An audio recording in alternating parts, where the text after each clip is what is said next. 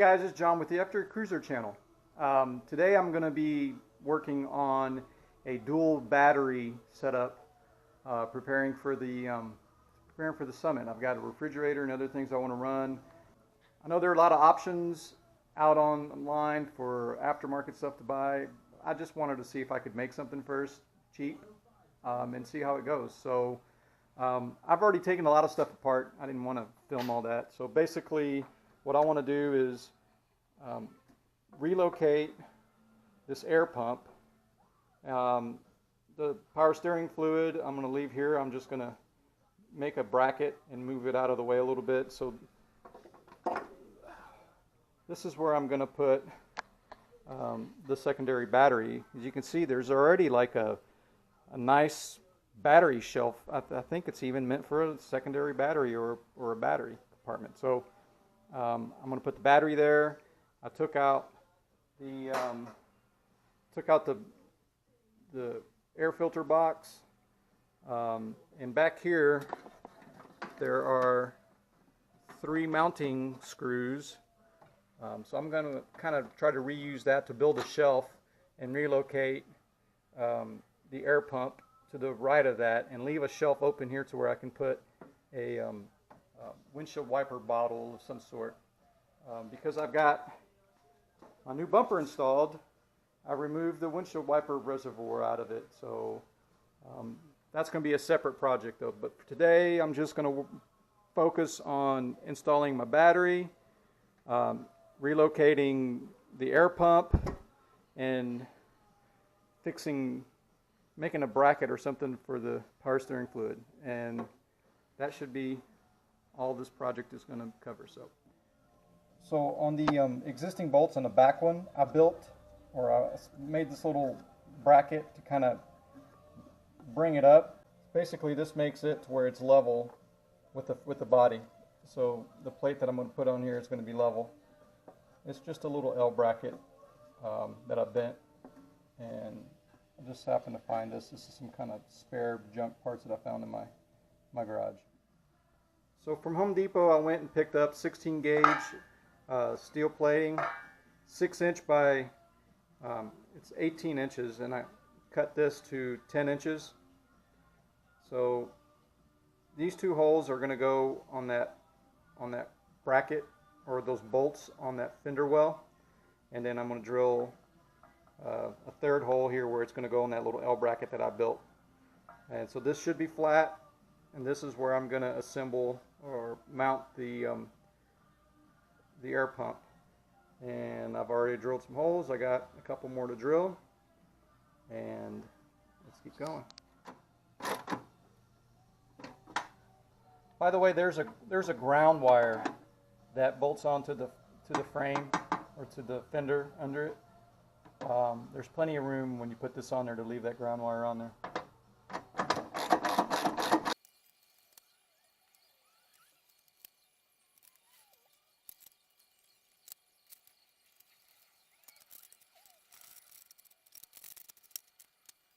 Alright, so I got it mounted on there. 3 bolts. There's not much room here, but I plan on just putting a small windshield wiper, some kind of aftermarket plastic bottle. I don't need very much room. The next thing that I have to figure out is the cable. The plug that came with it obviously won't reach all the way back there. I'm going to be a little brave, and I'm going to splice these wires and run something longer to where it plugs in to the plug. I don't recommend you guys doing this, but what the heck, I'm going to do it. So for the hose, previously it was connecting to this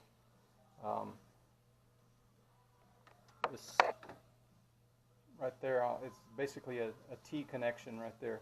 I'm going to replace that T connection with this 3/4 inch coupler I found on Amazon, and move this guy a little further down this way to where the T will hook up back to the air pump. Alright, so I removed the hose from whatever the hell this is, where it was connected to. And the original hose for the air pump, I think if I cut it like right here and use this 90, it'll go perfect. It'll go right there, and then this side will meet right there on that T-junction. I'll put the T-junction right there from that hose. So that hose is basically going to be cut in half. The T-junction is going to go right there, and then 90 degree here. So, to give you an idea, this is what the heck the air pump hose looks like. I'm going to go from the side that doesn't have all the bends, and as soon as that first 90, I'm going to cut it like right there. Alright, so here's that hose. I basically cut it in half, put the T-junction right there with some clamps, and I'm going to feed it back in there and connect that with that coupler. Alright, so the coupler's in there. Right now I just have a zip tie holding it through where the original bolt went. I'm going to get a better clamp, put it in there and secure it. There's the T, and cut right after that 90 degree, fits in there perfect. There's no kinks in the hose. It almost looks like it's supposed to be that way. And that's connected back on there. Now I need to take care of the plug. I need to make an extension for this guy because I'm about, I don't know, 2 foot short of wire. So that's next. Alright, so I found similar gauge wire. I think the wire that was on there was pretty thick. It was like a 12 gauge power and ground. So I had some 12 gauge wire, and I basically spliced it, extended it, and then there were 2 tiny little wires, probably just signal wires of some sort right there in the bottom. And I used a little bit thicker wire than that. I couldn't find something that small, but it didn't matter. So use shrink tubing. So I'm just going to route this guy all the way back now to the plug, and I got plenty of wire.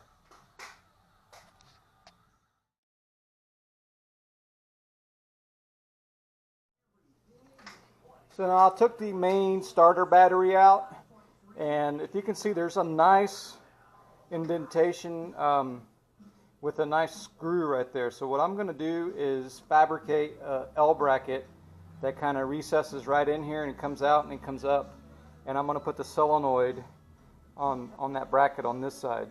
So just an L bracket, and the solenoid is going to sit on this side, and then the battery be able to go right back on top without affecting anything, since that's recessed.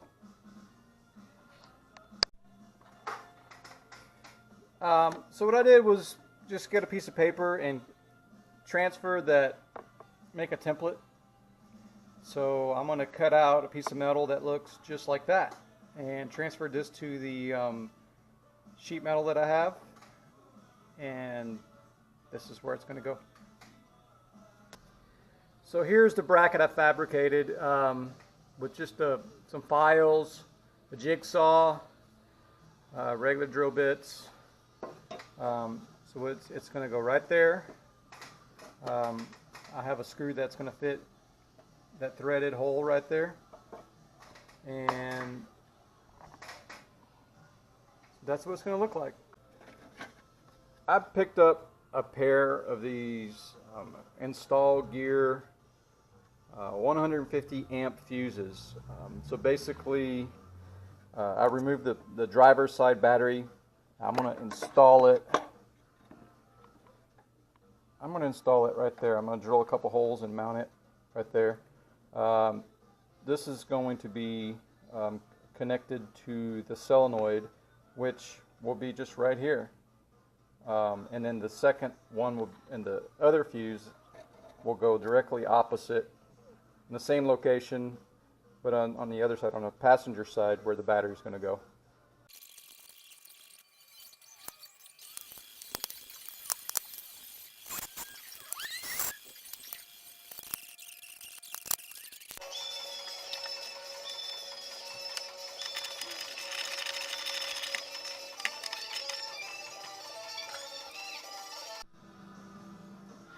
All right, for the cable, I picked up this 2-gauge, I guess it's a welder's cable.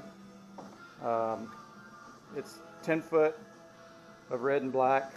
I'm going to use it to make all these connections. So basically, I'm going to dedicate this right side of the solenoid to the main battery, and then this side of the solenoid to the auxiliary battery. So I guess I'm going to have to run a cable from here to my fuse, and then from my other side of my fuse back to the positive side of the battery, and then a cable from here. I'm going to go through this fender well and go under this lip all the way to the other side, and where I have another fuse mounted similar to this one, and finalize that connection. Okay guys, so I've done a lot of soldering in my life, but I've never soldered 2-gauge wire. So I'm going to try something a little bit different today and see if it works. So I'm using these 2-gauge terminal strips. I'm going to basically put a little flux. I got some flux on there. Put a little flux on it, stick this in there, crimp it with the crimping tool, and then try to use a little propane magic to heat this up just enough to where I can put some solder and finalize that connection. So I'll film one of these and see how it goes.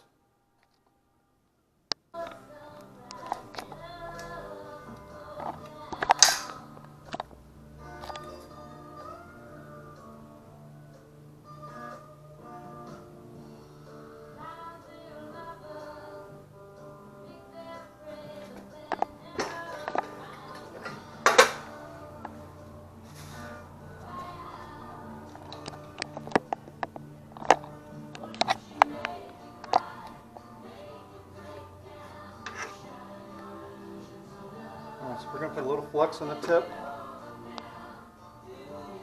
Not a ton, but well, that's kind of a little too much. That may be too much, but it doesn't matter. And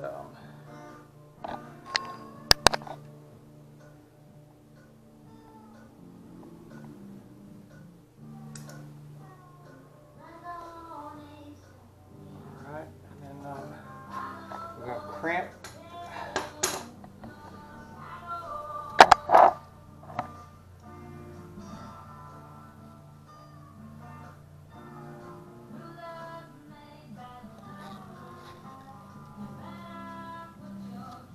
Oh, shit.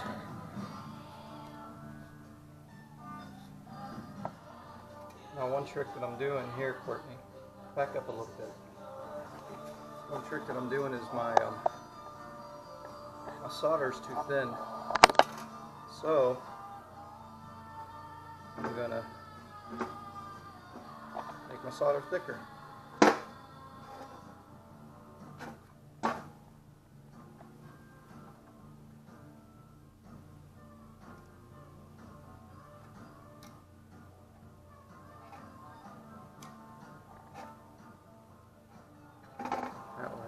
Sit there and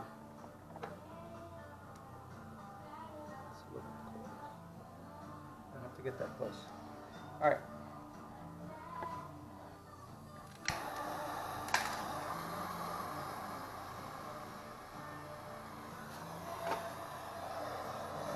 Back up a little bit.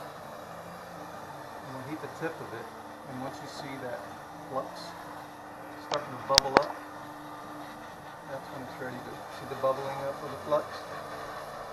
Now I can start putting some solder in there. And you should just start wicking it in.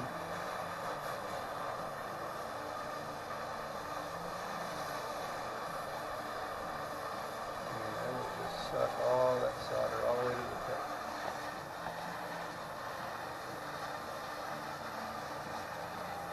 That's probably enough.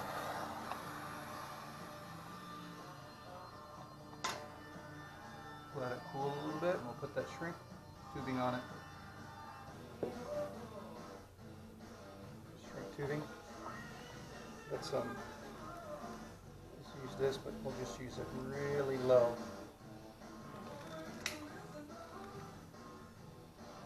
There we go. Really, really low. Where it's basically just a lighter. And then we look at that. It's like magic, isn't it, Courtney?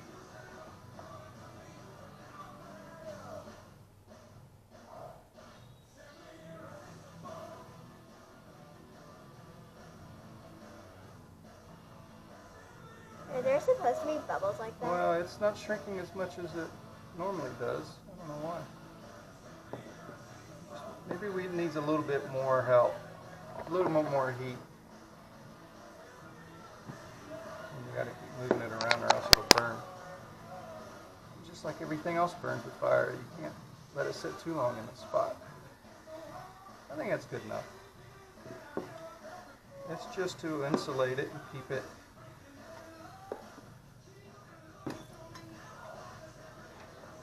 both sides are done. And my helper, I'm ordering a new K&N cold air system, so this box is going to be gone. It's going to make a whole lot more room. And I still need to relocate my power steering fluid before I can drop my battery in, but today is just electrical. I'll get this K&N system in a couple days, and then I'll finish this up.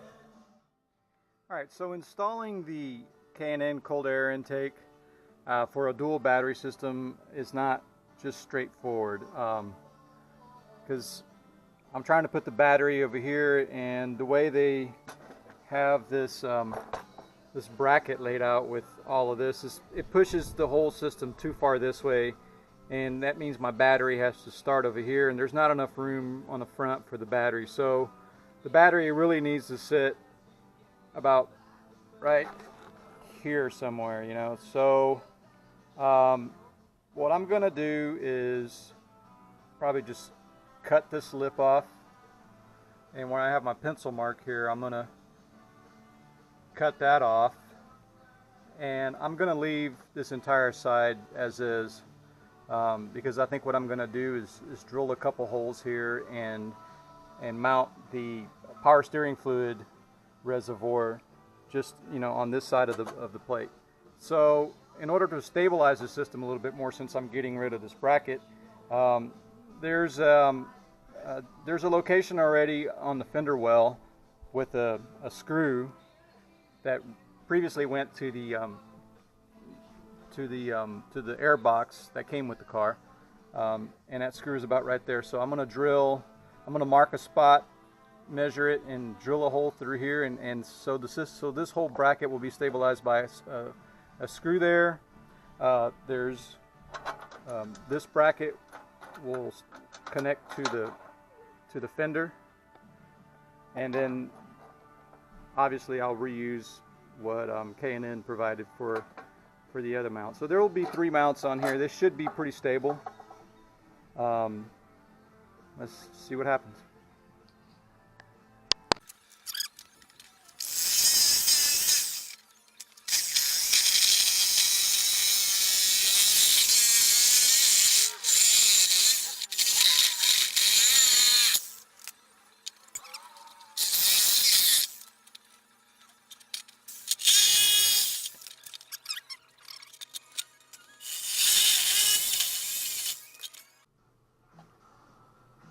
So basically this is how the K&N instructions are. They have these little rubber mounts with the bolts, and this is where they want you to put to mount that the air filter assembly, that frame, but it pushes the battery way too far this way. So what I'm going to do is basically remove that guy and use a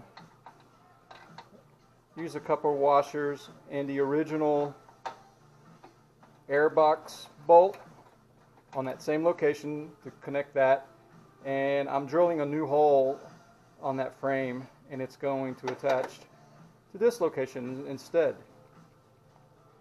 And what that does is it frees up all of this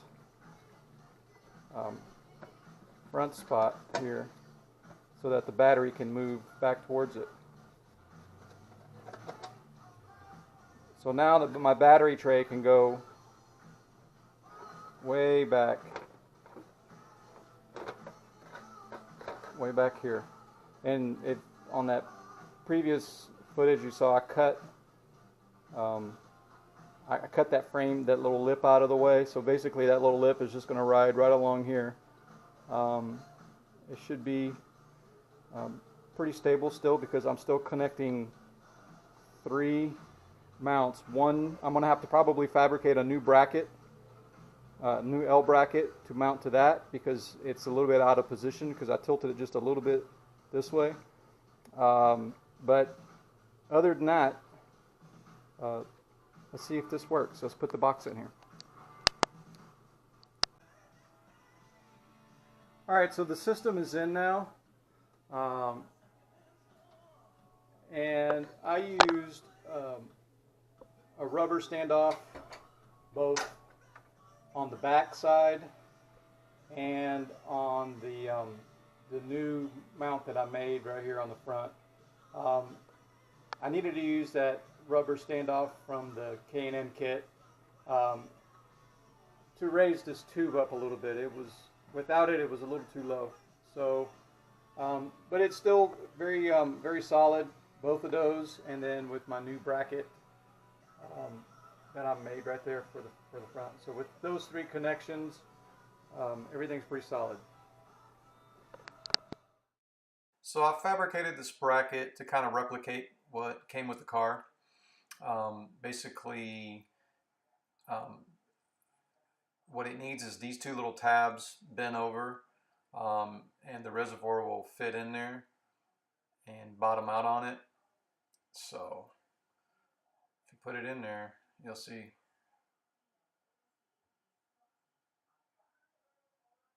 If you look at the tab, it bottoms out right there.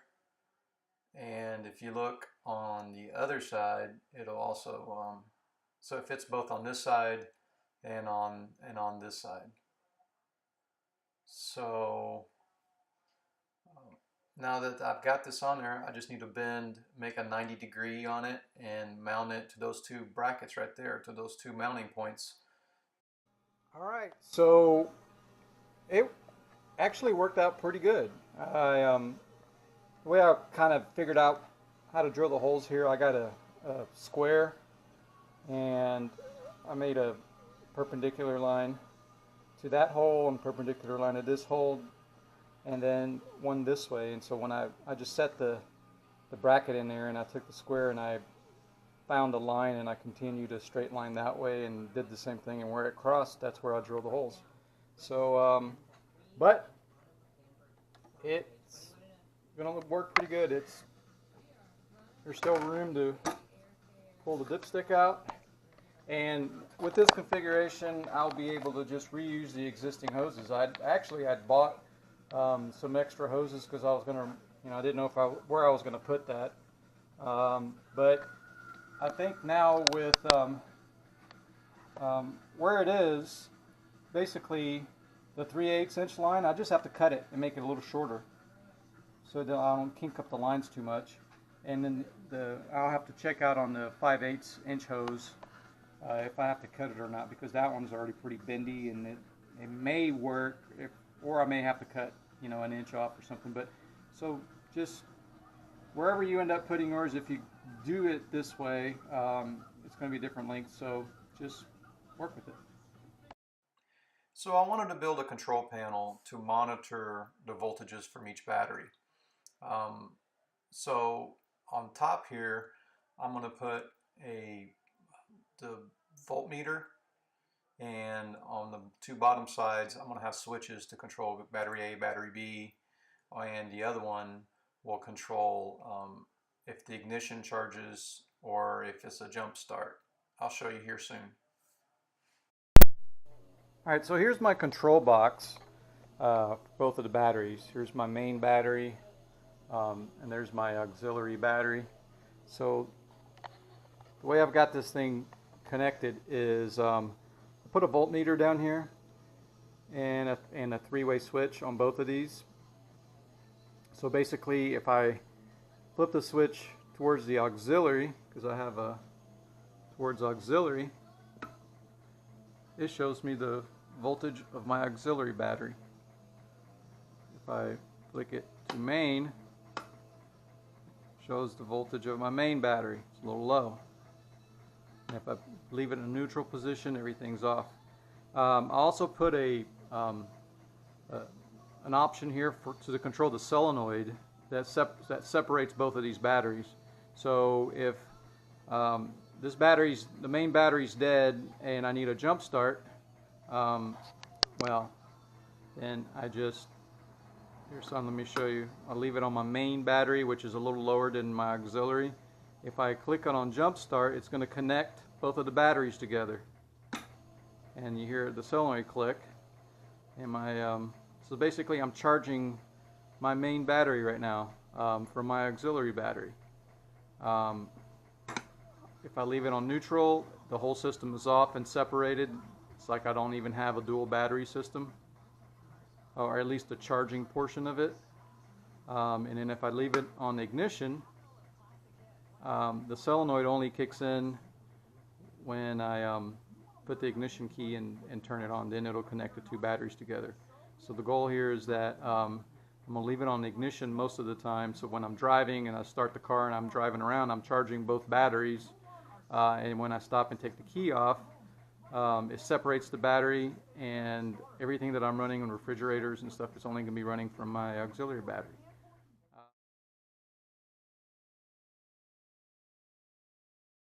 Well guys, this concludes my dual battery setup.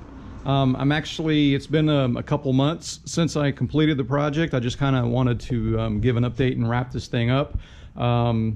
I ended up removing the hood from the K&N cowl just for preferences, really. I mean, I don't think it gets any more or less there with the thing on top of it. I just find it easier to get in here to clean it. Anyways, I've gone camping. I've ran the refrigerators and other things for a couple days. I've had no issues recharging this battery with the alternator from the car, and no issues whatsoever starting it. So in all, I'm pretty pleased with the setup. Anyway, so that's it for this one. So if you found this video useful and you liked it, please like, share, and subscribe, and I'll catch you guys next time. Bye.